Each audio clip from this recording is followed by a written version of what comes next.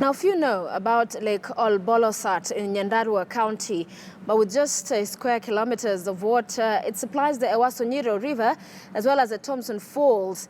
Furthermore, it is home to 100 rare bird species, but currently is on the brink of extinction. Mark Namaswa has more. The famous Thomson Falls in Laikipia attracts lots of tourists and investors. But only a few people are aware that it draws its water from a little-known lake called Lake Ol Bolosat in neighboring Nyandarua County. But Lake Ol Bolosat is in danger. Human beings and livestock have invaded it, leaving behind a trail of destruction.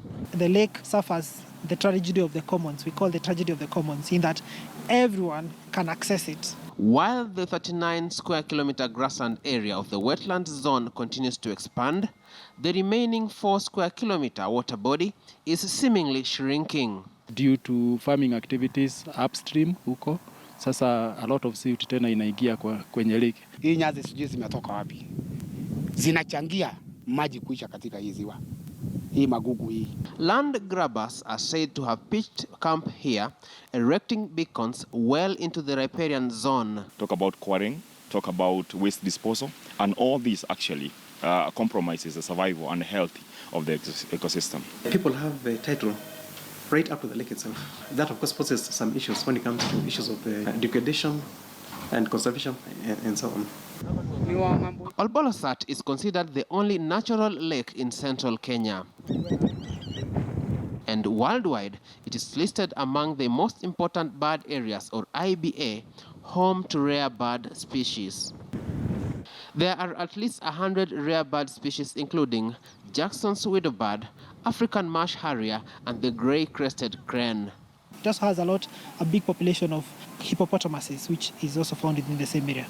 It turns out that adults are not the only ones endangering breeding zones of birds over Lake Ol Bolosat. Children also have a hand in this destruction. Sai wakati shule zimefungwa, watoto wamejaa kwa ziwa. Wanaenda wanashika wale watoto, halafu wanakufa. There are telltale signs of potential for tourism and fishing activities, but these remain underexploited, underdeveloped. Sana ni samaki zinapatikana ni samaki za catfish. Tunaiziita mandifish, lakini zinaitwa catfish kwa lugha ya samaki.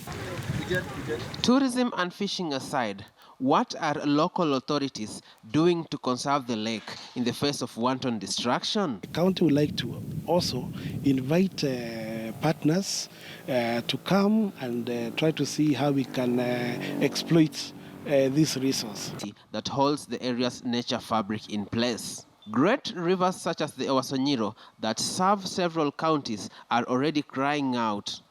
Already dry riverbeds seen in Samburu County. Organizations such as the East African Wildlife Society, the National Museums of Kenya, and Nature Kenya are gunning for the urgent gazettement of Lake Ol Bolosat to save it. That will sort out the issue of illegal title deeds that have been issued, mapping out the area as a protected area, and then the animals will be there legally. We can advance tourism once we have been able to deter all other competing negative impacts on the ecosystem. Kulingana vile watu wanaendelea kuingia ndani na ipea kama miaka 15 hii lake hakuna.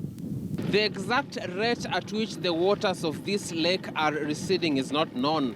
But one thing is for certain, if no emergency measures are taken to conserve the lake, it will soon be history. Mark Namaswa, KTN News, Lake Ol Bolosat,